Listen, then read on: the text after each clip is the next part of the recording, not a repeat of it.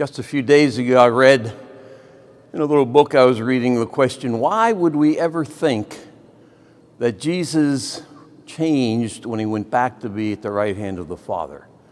Why would we think that Jesus changed? And I thought about that because it says a lot. It says a lot about his forgiveness. It says a lot about his kindness. It says a lot about his patience.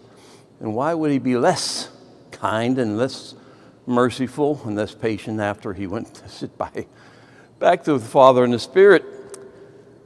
Today's weekend reading about the lady caught in adultery is probably the most dramatic example, one of the dramatic examples. They bring her in with the rocks. They say, "We got the rocks. Tell us when you want to stone her."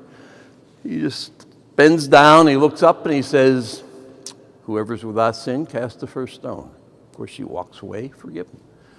On the cross, of all places, says to the people that are putting him to death, "Forgive them, Father, they don't know what they're doing." The man on his right, "Today you'll be with me in paradise." And then he comes down from the cross, he rises from the dead, and his friends who all deserted him, he welcomes them back, embraces them, gives them the job of spreading the word of goodness and kindness and forgiveness. When you think about patience, I think we all universally need a little more patience. And so you can imagine, you parents, about when your kids squabble about little things or who's important. His disciples were arguing about who's best, who's first.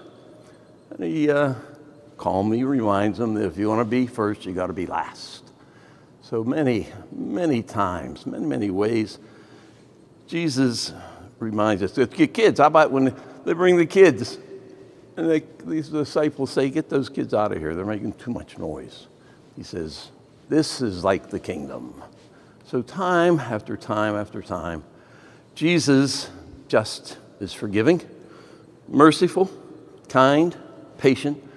So why would we ever think that Jesus was going to change when he returns to the Father? Because his forgiveness, his kindness, his mercy, his patience is still being showered upon us each and every day.